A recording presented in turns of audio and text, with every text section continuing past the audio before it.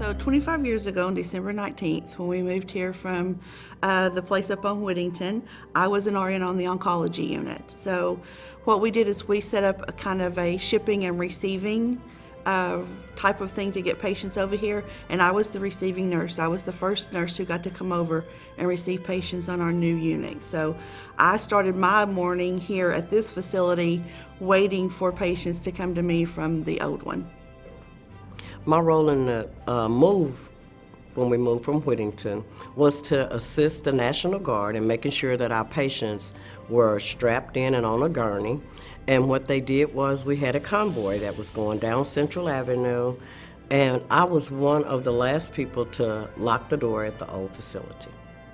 I worked in the cath lab as a circulating registered nurse, and so we were transporting supplies from the old hospital to the brand new hospital.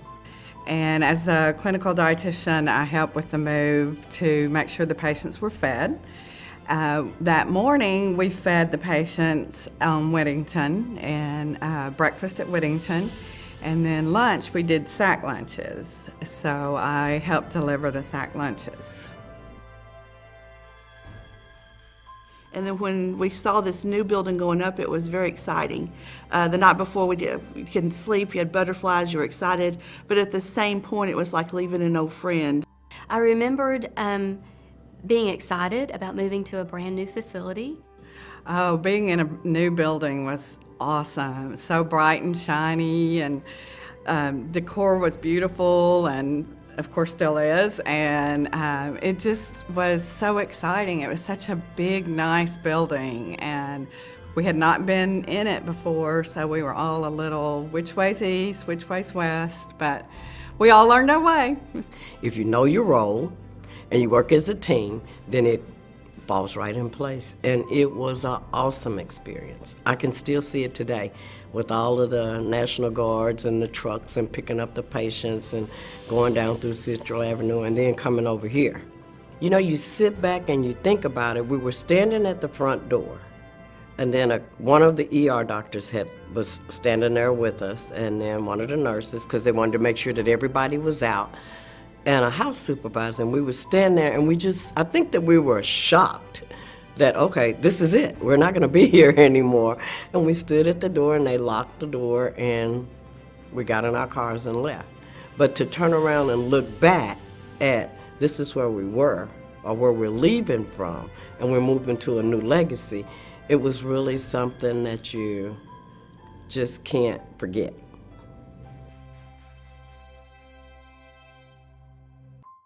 My first patient that I was coming across was transporting with, she was an elderly lady.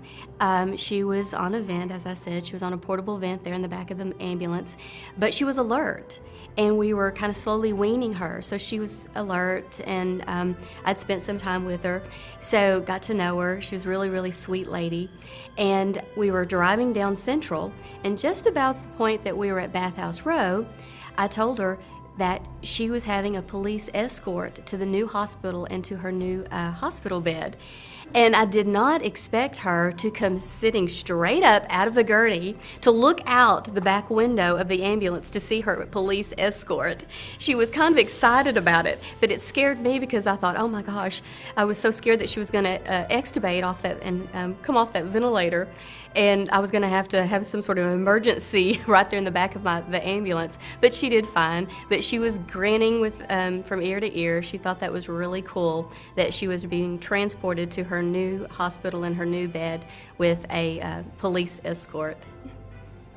I was 8 months pregnant, and I was walking around with a t-shirt that the hospital had made for us that said, "We've had a moving experience." So that was a very memorable sort of experience for all of us.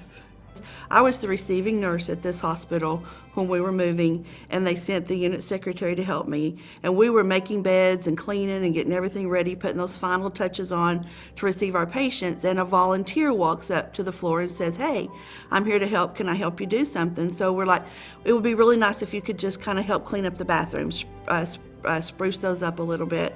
Well, about an hour later, somebody comes around and says, "Hey, have y'all seen Randy Foley's wife. Well, Randy Foley was our president and CEO of the hospital. And we're like, no. And they said, well, she came up to help y'all. That was the volunteer that I had asked to clean the toilets. So I had the president of the hospital's wife cleaning toilets on the new floor. So it worked out because 25 years later I'm still here, but I wasn't sure there for a few minutes. It's always been close to my heart in that we all serve the same God, and we want to serve that same ministry. So it's been an opportunity, but it's also like a family. The longer you're here, the more people that you connect with and their families. And so it's a ministry, but it's also a work family. I grew up in this hospital. You know, I've been here for 30 years. And so all of these people, we were kids when we started, and we're growing old together. Now we all look at each other and go, what happened? We were just kids. Oh my gosh. You know, 25 years ago was a long time, so it's part of my life. It's part of my heart. I have experienced a lot of experiences here, grown a lot, seen a lot of patients. So it's just something that is I'm very blessed and grateful to have the experience to work at CHI St. Vincent. It's awesome.